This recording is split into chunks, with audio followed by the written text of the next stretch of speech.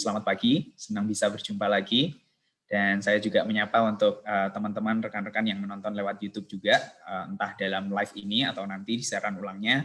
Selamat bergabung. Semoga presentasi dan apa yang akan saya sampaikan hari ini bisa menolong kita semua untuk bisa sama-sama bertumbuh dalam iman dan juga bisa memberkati rekan-rekan sepelayanan kita.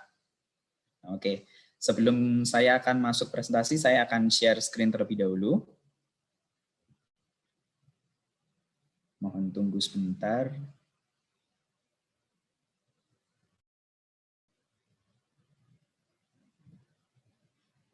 Oke, gimana Nikos? Apakah sudah bisa terlihat screen-nya? Terlihat, Mas.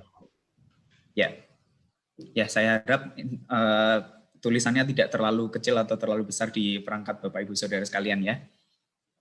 Oke, judul materi hari ini adalah Badeno, tapi lebih dispesifikkan interaksi Alkitab ala abad ke-21. Jadi seperti yang sudah ditulis dalam brosur, sesi Badeno ini akan dibagi menjadi dua, hari ini dan besok. Hari ini kita akan lebih belajar tentang interaksi Alkitab ala abad ke-21. Besok kita akan belajar ke revolusi cara baca Alkitab. Nah, sebelum kita masuk ke apa itu Badeno, penjelasan dari apa itu Badeno, saya ingin mengajak kita semua untuk melangkah mundur sedikit gitu ya, untuk melihat meninjau kembali mengapa sih kita harus membaca Alkitab, mengapa orang Kristen, mengapa orang percaya, pengikut Kristus harus membaca Alkitab. Sebenarnya alasannya sangat sederhana dan saya pikir semua orang Kristen sudah paham ya, maksudnya secara intelektual bahwa seorang Kristen tidak dapat bertumbuh tanpa adanya asupan firman Tuhan yang cukup setiap hari. Karena sebagai orang Kristen kita perlu bertumbuh dalam iman, kita perlu mengenal siapa Tuhan kita, siapa pencipta kita, bagaimana kita harus hidup sebagai orang Kristen. Semua panduan itu hanya bisa ditemukan di Alkitab. Dan kalau kita tidak membaca Alkitab, otomatis kita tidak bisa mengenal siapa Tuhan kita tidak bisa tahu apa rencananya untuk dunia, apa rencananya untuk hidup kita, apa rencananya untuk masa depan. Nah, kita akan jadi orang Kristen hanya orang Kristen saja begitu, tidak ada pertumbuhan rohani, hanya stagnan. Bisa dibilang orang Kristen hanya sebagai status saja. Nah, kita bisa lihat dari beberapa teks Alkitab yang saya tulis di sini. Ada dari Yohanes 17 ayat 17, kuduskanlah mereka dalam kebenaran, firman-Mu adalah kebenaran. Di beberapa versi juga dituliskan, sucikanlah mereka dalam kebenaran, firman-Mu adalah kebenaran. Nah, pembenaran kita, kekudusan kita, kesucian kita itu ada dalam kebenaran, ada dalam firman Tuhan, karena kebenaran adalah firman Tuhan adalah kebenaran. Kita tidak bisa menguduskan diri sendiri, maksudnya kita tidak bisa mengusahakan supaya kita bisa menjadi lebih kudus gitu. Kita hanya bisa mengandalkan firman Tuhan itu yang akan mengubahkan kita. Seperti itu. Lalu juga ayat yang selanjutnya diambil dari Ibrani 4 ayat 12. Ini ayat yang cukup panjang, kalau Bapak Ibu mau lihat versi lengkapnya ada, tapi saya tekankan di sini, saya berikan penekanan sebab firman Allah hidup dan kuat dan lebih tajam daripada pedang bermata dua manapun, ia sanggup membedakan pertimbangan dan pikiran hati kita. Nah, untuk menjalani hidup yang baik, kalau misal dunia mengatakan kita perlu mendengarkan hati nurani kita, gitu. Nah, tapi kita sebagai orang Kristen kita tahu hati nurani kita pun tidak sepenuhnya bersih karena kita sudah ternodai oleh dosa. Kita tidak bisa mengandalkan pikiran dan hati kita saja untuk membedakan mana yang baik, mana yang jahat gitu. Mana yang berkenan di hadapan Tuhan misalnya, mana yang melanggar hukum-hukumnya. Hanya firman Allah yang bisa untuk membedakan pertimbangan dan pikiran hati kita, untuk membedakan mana yang baik, mana yang jahat di mata Tuhan. Dan itulah sebabnya kita perlu untuk mengerti firman Allah itu, supaya firman Allah itu bisa hidup dalam diri kita, dan kita mengandalkan firman Allah itu untuk menolong kita menjalani hidup sebagaimana yang Tuhan kehendaki kita jalani. Nah, satu ayat lagi yang tentunya sangat familiar untuk kita semua, itu diambil dari 2 Timotius 3 ayat 16. Semua kitab suci dinapasi oleh Allah dan bermanfaat untuk mengajar, untuk menyatakan kesalahan, untuk memperbaiki kelakuan, dan untuk mendidik dalam kebenaran. Jadi Alkitab itu tidak hanya berisi tentang bagaimana kita bisa mengenal Tuhan, bagaimana Tuhan menyatakan dirinya dalam Alkitab, kita bisa tahu dari Alkitab, kita juga bisa tahu bagaimana Tuhan ingin kita menjalani hidup sebagai orang Kristen, seperti hukum-hukumnya, apa yang contoh paling sederhana 10 hukum Taurat misalnya seperti itu, atau yang disederhanakan jadi hukum kasih oleh Tuhan. Tapi juga ada banyak kegunaan lain dari kitab suci, karena kita bisa belajar dari tokoh-tokoh yang ada di dalamnya, bukan hanya Yesus Kristus sendiri, tapi juga dari nabi-nabi, dari para rasul, bagaimana mereka menghidupi iman mereka dalam zaman mereka, bagaimana kita bisa meneladani mereka, dan bagaimana kita bisa mengaplikasikan itu dalam kehidupan kita pada masa ini. Jadi bermanfaat untuk mengajar, untuk menyatakan kesalahan, untuk memperbaiki kelakuan, dan untuk mendidik dalam kebenaran. Nah, sekali lagi saya mau menekankan semua orang Kristen seharusnya secara pemikiran sudah mengerti bahwa ini penting.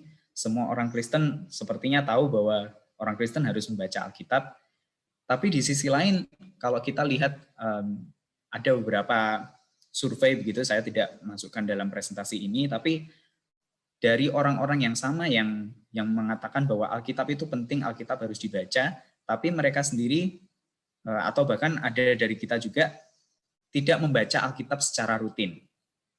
Tidak membaca Alkitab, tidak menempatkan Alkitab sepenting yang kita pikirkan gitu. Dalam praktek sehari-hari, mungkin kita tahu Alkitab itu penting, kita tahu kita harus membacanya, tapi entah kenapa tidak melakukan.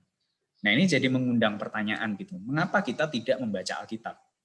Kalau kita tahu Alkitab itu penting, kenapa kita tidak membaca Alkitab secara sengaja gitu? Atau kalau kita membaca Alkitab, mengapa kita tidak membacanya secara rutin? Nah, ada beberapa alasan. Mungkin salah satu yang paling prominent gitu adalah terkait dengan Alkitabnya sendiri. Mungkin beberapa orang merasa membaca literatur kuno itu sulit. Ya, memang benar Alkitab itu ditulis di belahan dunia lain oleh orang-orang sana pada zaman yang jauh berbeda dengan zaman sekarang. Nah, beberapa orang mungkin merasa kok kenapa penulis Alkitab harus menuliskan satu pesan itu dalam bentuk puisi, harus dalam bentuk perumpamaan yang susah dipahami jika dibawa dalam konteks hari ini. Nah, itu membuat beberapa orang mungkin merasa ini literatur sepertinya tidak cocok untuk saya, tidak cocok untuk kehidupan zaman ini. Nah, apakah benar seperti itu? Tentu saja tidak. Meskipun Alkitab ditulis zaman dahulu kala, tapi kita masih percaya itu satu tulisan yang terpadu, yang bicara tentang Allah, bicara tentang Yesus, dan dia juga punya hikmat-hikmat yang bisa kita teladani untuk masa sekarang. Itu alasan yang pertama, membaca literatur kuno itu sulit. Beberapa orang mungkin berpikir begitu. Dan alasan yang kedua, kitab-kitab pertama Alkitab itu sulit dibaca. Nah, ini karena kita masih dalam awal bulan Februari, saya mungkin ingin menunjukkan lagi kalau beberapa orang mungkin sudah mengerti bahwa Alkitab itu penting, dan setiap tahun saya yakin pasti ada orang yang punya resolusi tahun itu untuk membaca Alkitab habis dari sampul ke sampul gitu ya. Nah, mereka akan mengikuti satu rencana baca seperti itu, menyelesaikan Alkitab dalam setahun misalnya, itu dari ada banyak rencana baca semacam itu. Tapi ketika mereka masih baca di Kejadian masih menghibur gitu ya, maksudnya narasi tentang bagaimana Tuhan menciptakan dunia, lalu mulai turun ke keturunan Adam dan Hawa, lalu masuk ke Keluaran, kisah yang cukup menegangkan. Tapi begitu masuk ke Imamat, orang mungkin sudah, ini Alkitab ini bicara tentang apa, banyak hukum-hukum kuno yang kenapa kok kita baca hari ini gitu. Dan mungkin Januari sudah bisa, oke, Februari masih tahan, Maret begitu masuk Imamat langsung luntur. Nah, itu salah satu kesulitan juga gitu. Kitab-kitab pertama Alkitab sulit dibaca, dan itu menjadi penghalang untuk beberapa orang bisa menyelesaikan Alkitab atau membaca Alkitab itu. Lalu alasan yang ketiga, Alkitab itu panjang dan rumit. Kalau misal orang bisa tahan melewati imamat, mungkin nanti mereka akan terbentur dengan bilangan, ulangan, dan kitab-kitab lainnya. Dan Alkitab itu panjang. Kalau misal kita lihat Alkitab cetak saja, itu bahasanya bisa halamannya bisa sampai 1000 sekian, gitu, 1000 lebih. Dan itu panjang, itu rumit, belum tentu kita bisa mengerti. Dan itu membuat orang, ya sudahlah ngapain baca Alkitab. Sulit. Saya mending mendengarkan khotbah saja. Nah, itu sudah disarikan oleh pendeta saya, mungkin lebih mudah untuk saya. Nah, ini baru alasan-alasan yang terkait dengan Alkitabnya sendiri. Mungkin ada alasan keempat, ada alasan kelima, dan masih ada alasan-alasan yang tidak terkira panjangnya, entah karena malas, entah karena Alkitab itu membosankan, atau karena beberapa orang merasa mungkin dirinya tidak kurang rohani, dan ada banyak alasan-alasan lain.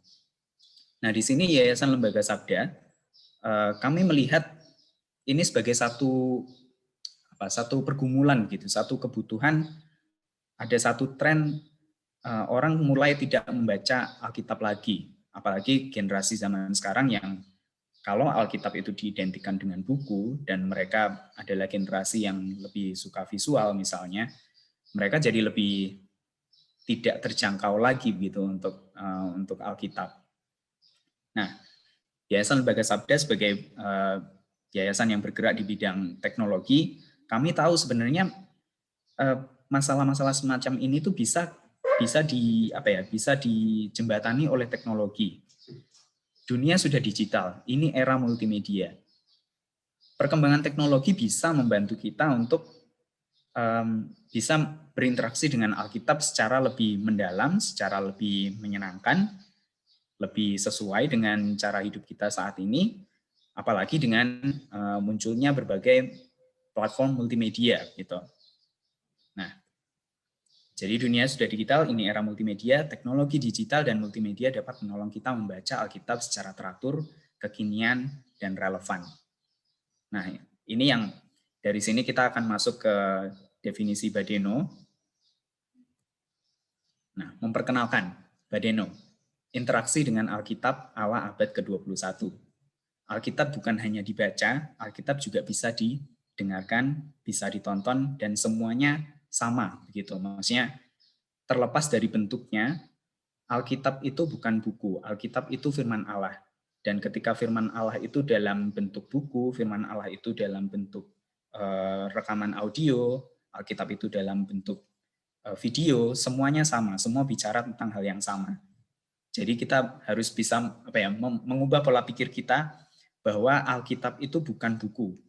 Kita tidak terbatas membaca Alkitab itu harus dengan membaca teks, tapi kita juga bisa menerapkan menggunakan bahan-bahan multimedia yang ada untuk menolong kita mengerti Alkitab secara lebih mendalam lagi. Dan interaksi dengan Alkitab, perhatikan kata interaksi di sini. Kalau rekan-rekan sekalian melihat definisi kata interaksi dalam kamus, interaksi itu berarti tentang saling beraksi begitu ya. Maksudnya ada timbal balik. Interaksi itu bukan satu arah tapi dua arah. Jadi kita berinteraksi dengan Alkitab bukan berarti kita berinteraksi dengan benda mati, tapi kita berinteraksi dengan firman Allah yang hidup yang bisa berbicara dengan kita lewat beragam platform yang dia pakai begitu, yang ia pakai, firman Allah itu pakai. Nah, gitu ya. Jadi Badeno itu adalah satu, kalau boleh dibilang satu gerakan begitu untuk kita bisa membaca Alkitab, baca, dengar, nonton Alkitab bersama-sama. Nanti akan saya jelaskan juga tentang bersama. Tapi Badeno itu untuk gerakan untuk membaca Alkitab, bukan membaca teks saja begitu, tapi juga berinteraksi dengan Alkitab. Lalu Badeno itu juga salah satu cara atau pola atau metode untuk baca Alkitab. Dan Badeno itu adalah secara sangat sederhananya rencana multimedia baca Alkitab.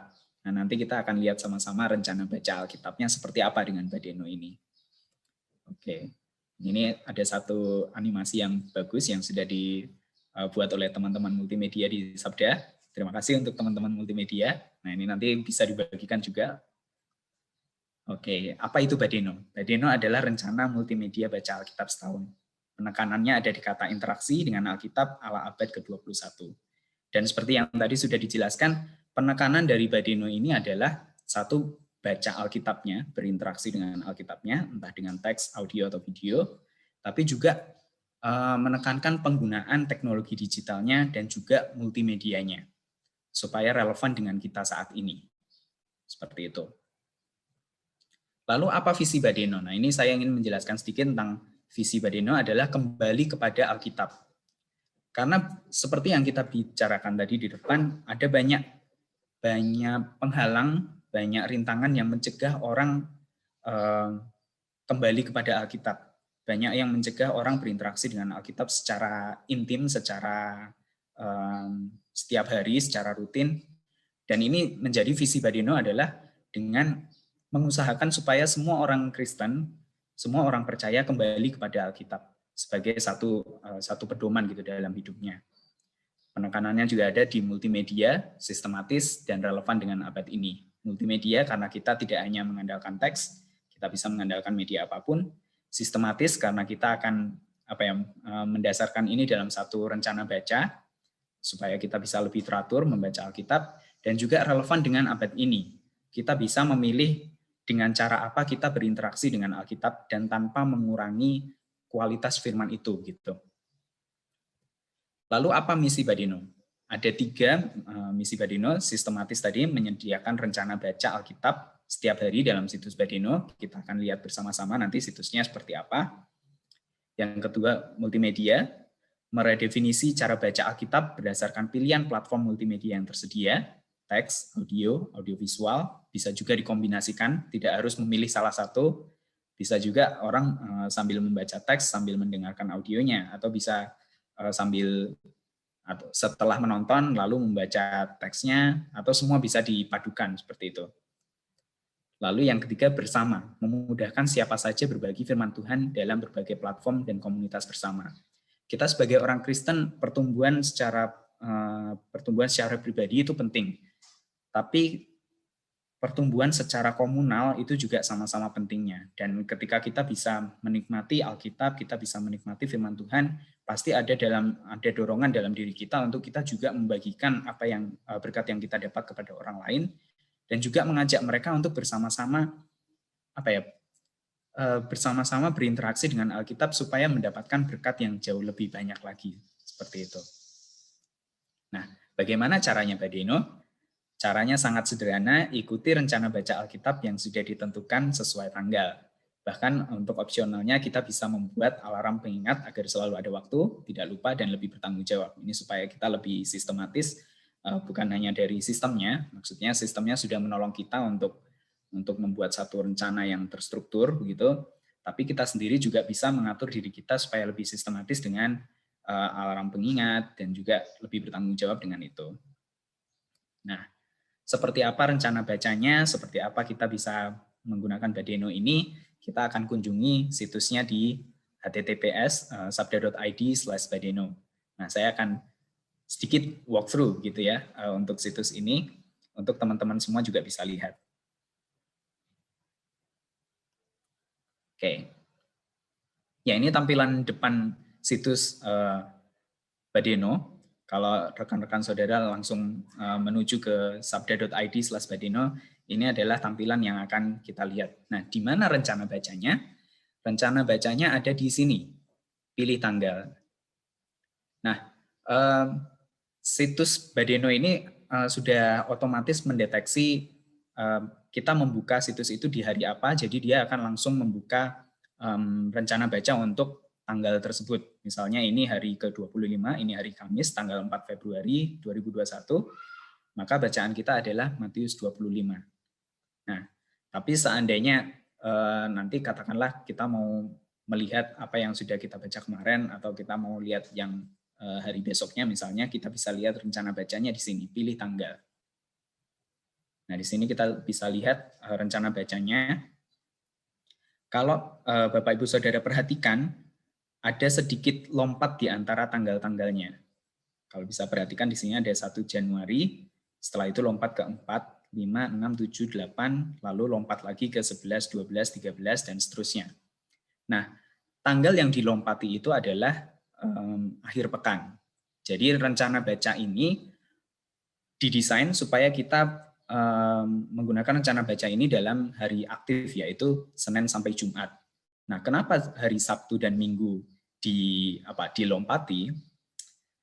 Ada beberapa alasan yang kami gunakan untuk mempertimbangkan ini. Yang pertama, ketika kita membaca Alkitab secara rutin, ada satu fase di mana kita mungkin perlu merefleksi lagi apa yang sudah kita baca.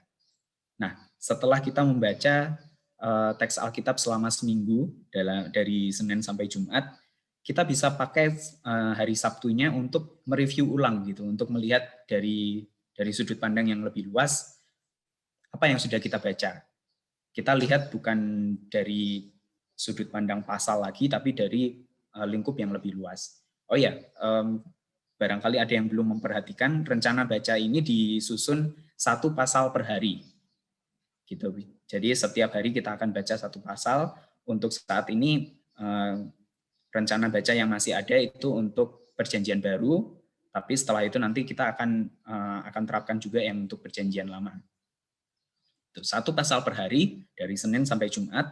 Lalu di hari Sabtu tidak ada rencana baca untuk tanggal itu. Alasan pertama, untuk kita punya waktu merenungkan apa yang sudah kita baca. Nah, alasan kedua juga hari Sabtu dan Minggu itu adalah hari yang cukup sibuk untuk beberapa orang yang mungkin terlibat dalam pelayanan di gereja misalnya, atau di komunitas, atau dimanapun mereka ada.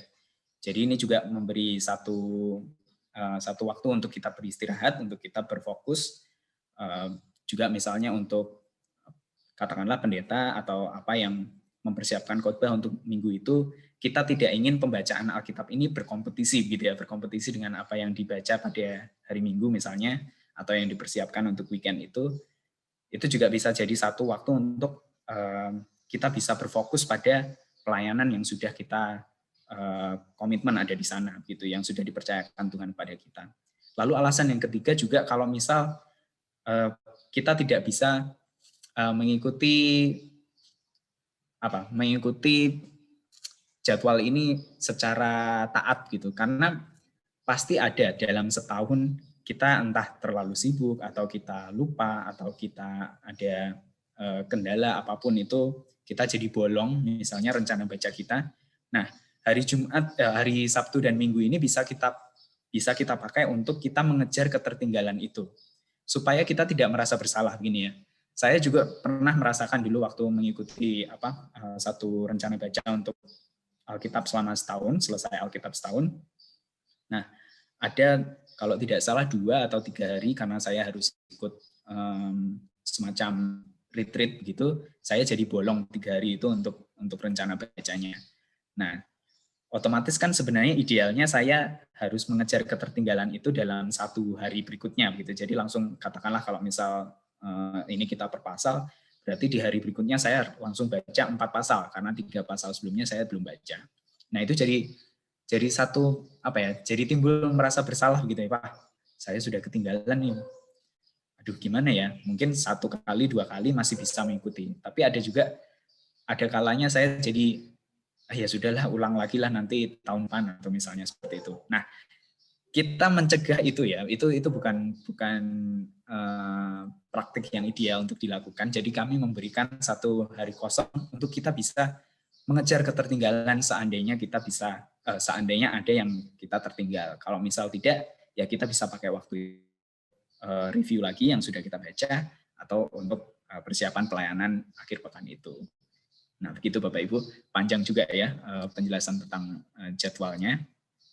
Lalu kalau sudah memilih rencana baca untuk tanggal itu, kita disediakan oleh 3 pilihan, baca, dengar, nonton. Nah, beberapa orang mungkin kalau mendengar kata badeno, ada yang beranggapan bahwa berarti itu sesuatu yang harus dilakukan secara bertahap. Apakah itu berarti baca dulu, lalu dengar dulu, lalu nonton, berarti 3-tiganya dilakukan, atau bisa kita pilih salah satu. Nah, kalau kita bisa melakukan tiga-tiganya, saya yakin itu akan sangat memberkati, karena dari platform yang berbeda pun kita bisa dapat berkat yang lebih banyak. Kalau misal kita hanya membaca, kita mengandalkan imajinasi kita mungkin membayangkan satu adegan dalam kitab suci, misalnya dalam Matius 25 ini, gadis yang bodoh dan yang bijaksana, dalam imajinasi kita seperti ini. Tapi ketika kita mendengarkan Alkitab audio, misalnya mereka punya interpretasi yang sedikit berbeda dengan drama, misalnya audionya dibikin drama atau dengan beberapa efek sound, nah itu akan memperkaya pengalaman membaca Alkitab kita gitu.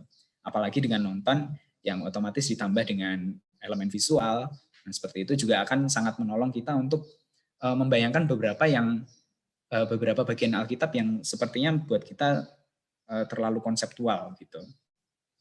Nah, intinya membaca, mendengar, atau menonton Alkitab semua punya keuntungannya masing-masing dan semua bisa saling melengkapi. Jadi tidak harus dilakukan semuanya, tidak harus dilakukan secara berurutan juga, tapi kita bisa pilih mana metode interaksi yang paling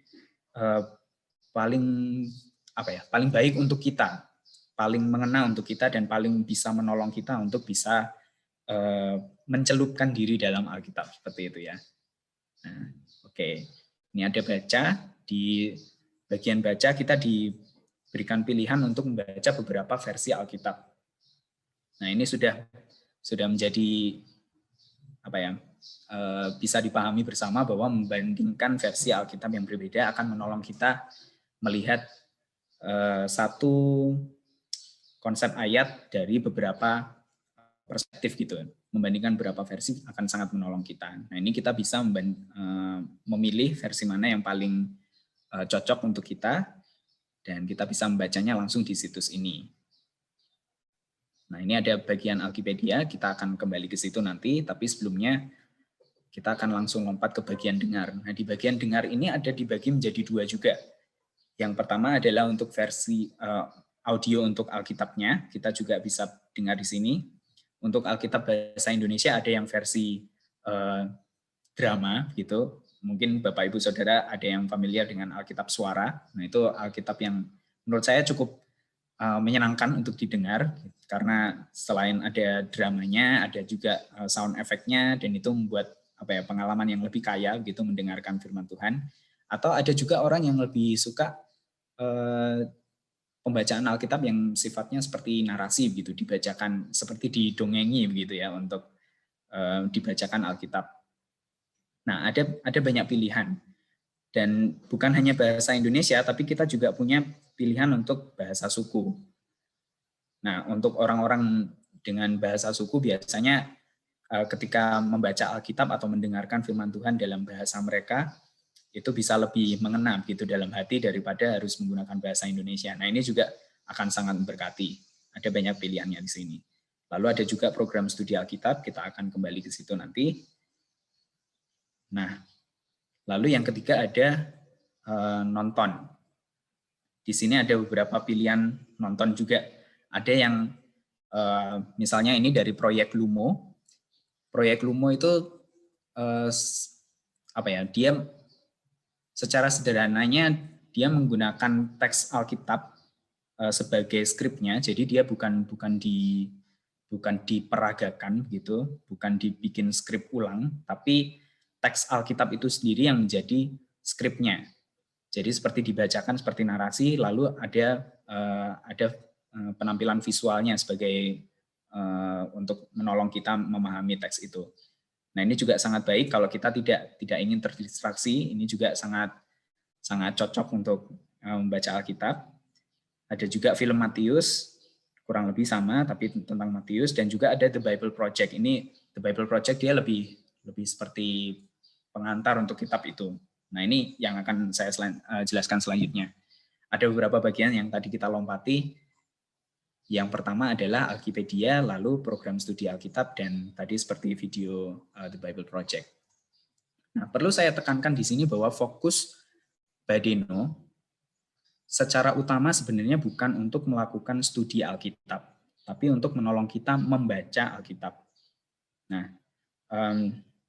kalau boleh dibilang ketika kita berinteraksi dengan Alkitab, ada 2 jenis pendekatan yang bisa kita lakukan. Pendekatan yang pertama adalah membaca, pendekatan yang kedua adalah studi. Nah, membaca Alkitab itu pendekatan yang kita lakukan untuk kita bisa mengerti cerita Alkitab secara keseluruhan, begitu. Jadi supaya kita tidak bolong-bolong, kita tahu bagaimana alur sejarah manusia mulai dari penciptaan, kejatuhan, lalu juga ketika Tuhan memilih umat, Mesias dijanjikan, dan seterusnya. Kita membaca Alkitab untuk mengerti seluruh Alkitab itu secara keseluruhan. Nah, itu pendekatan yang pertama. Yang kedua adalah pendekatan untuk studi, untuk mengerti apa yang Tuhan ingin sampaikan, gitu kurang lebih ya, untuk kita tarik pelajarannya untuk hidup kita misalnya, atau untuk dikhotbahkan, katakanlah seperti itu, atau untuk memimpin renungan di ibadah remaja atau pemuda. Nah, Badeno ini sebenarnya lebih ditekankan untuk pendekatan yang pertama tadi, untuk supaya kita bisa lebih engage dengan Alkitab, kita supaya punya asupan firman Tuhan yang cukup setiap hari, untuk kita bisa mengerti cerita Alkitab secara keseluruhan, dengan membaca, dengan mendengar, atau dengan menonton. Tapi, kita juga bisa melakukan pendekatan yang kedua setelah pendekatan yang pertama, yaitu dengan opsi studi lanjut. Nah, kalau ini diklik, nanti kita akan ke Alkitab Sabda. Tapi ada beberapa di sini seperti Alkipedia, di sini dijelaskan penjelasan singkat dari pasal 25 ini, isi pasalnya kurang lebih tentang apa, lalu garis besar pasalnya seperti apa, judul perikop yang ada di situ apa saja. Nah, kita bisa lihat berbagai survei tentang pasal ini di situ. Tapi ini kalau boleh dibilang kan seperti bahan tambahan yang untuk menolong kita bisa memahami lebih banyak tentang pasal itu. Nah, tapi itu bukan tujuan utamanya.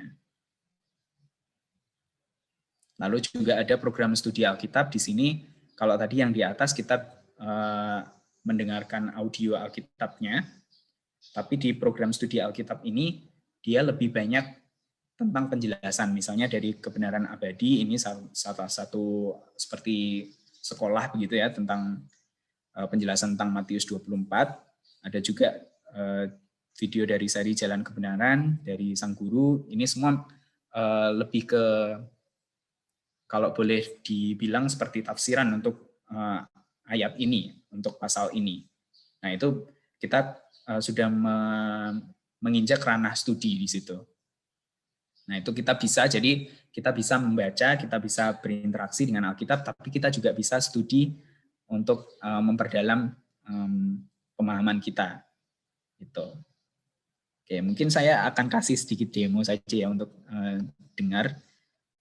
Ini dari Alkitab TP, Alkitab Suara, dari pasal 25. Pada waktu itu hal kerajaan sorga seumpama 10 gadis yang mengambil pelitanya dan pergi menyongsong mempelai laki-laki. 5 di antaranya bodoh dan 5 bijaksana. Gadis-gadis yang bodoh itu membawa pelitanya, tetapi tidak membawa minyak. Sedangkan gadis-gadis yang bijaksana itu membawa pelitanya dan juga minyak dalam buli-buli mereka. Ya, kurang lebih seperti itu ya. Itu Alkitab audio versi Alkitab suara. Nah, Bapak Ibu bisa membayangkan itu dengan adanya sound effect, lalu juga dengan pembacaan yang didramatisir, itu bisa membawa kita masuk dalam cerita itu, seolah-olah kita berada di sana. Gitu. Nah, itu akan sangat memperkaya pengalaman kita membaca Alkitab. Ada juga nonton seperti tadi yang sudah saya jelaskan. Sayangnya untuk saat ini masih belum ada subtitle. Nah, ke depannya ini juga jadi daftar tugas untuk kami lakukan.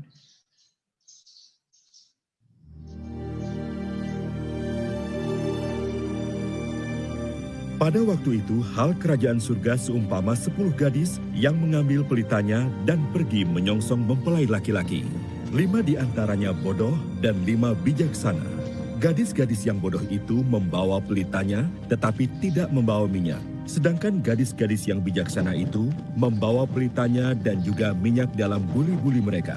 Tetapi karena mempelai itu lama tidak datang-datang juga, mengantuk. Ya, terasa ya bedanya, Bapak Ibu, Saudara sekalian. Kalau menonton kita langsung disuguhi dengan visualnya, jadi kita bisa langsung menikmati satu sisi pembacaan firman Tuhan itu, tapi juga kita bisa membayangkan adegan itu. Tapi dengan Alkitab Suara tadi, kita seperti berada dalam film, ada di dalam scene itu juga, gitu. Bukan hanya menonton, tapi kita juga membayangkan kita ada di situ.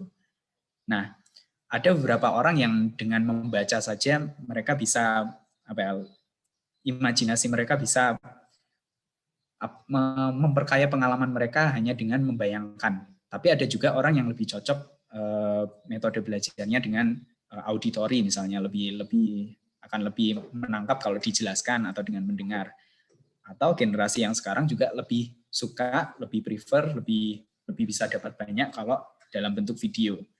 Nah, semua bisa disesuaikan dengan metode atau cara belajar yang relevan, yang paling bekerja untuk kita, dan kita bisa campur begitu. Maksudnya kalau misal ini restoran gitu atau rumah makan, itu istilahnya prasmanan gitu ya. Kita disediakan metode yang kita bisa ambil, silahkan mana yang paling cocok untuk Anda, silahkan pakai. Nah, kalau saya pribadi biasanya saya mendengarkan sekaligus dengan membaca atau menonton gitu. Nah, biasanya kombinasi seperti itu. Nah, lalu ada juga studi lanjut. Ini seperti yang saya bilang tadi, ketika kita klik studi lanjut, kita akan dibawa ke alkitab.sabda.org. Nah, mungkin ini saya akan tahan sampai di sini. Kita akan membahas lebih lanjut tentang ini besok, karena ini akan lebih banyak juga. Jadi saya akan berhenti sampai di sini walkthrough-nya. Oke.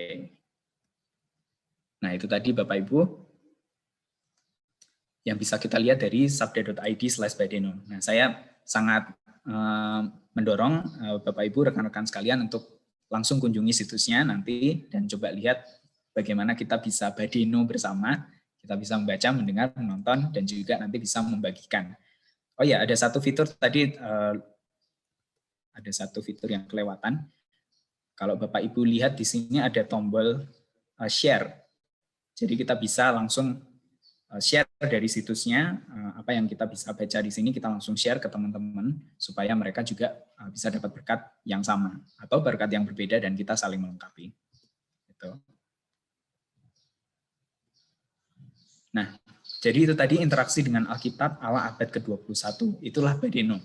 Itulah rencana baca badeno, itu pola pikir badeno bahwa Alkitab bukan hanya dibaca, sekadar dibaca, tapi kita bisa berinteraksi dengan itu, dan kita bisa menggunakan berbagai macam peralatan teknologi dan juga multimedia untuk menolong kita punya satu kebiasaan membaca yang sistematis, yang relevan, dan juga bisa memberkati. Nah, sekian sampai di sini presentasi saya. Terima kasih. Interaksi Alkitab ala abad ke-21, badeno. Nah, besok kita akan membahas lebih banyak tentang revolusi, cara baca Alkitab, dan berbagai hal lain seputar badeno.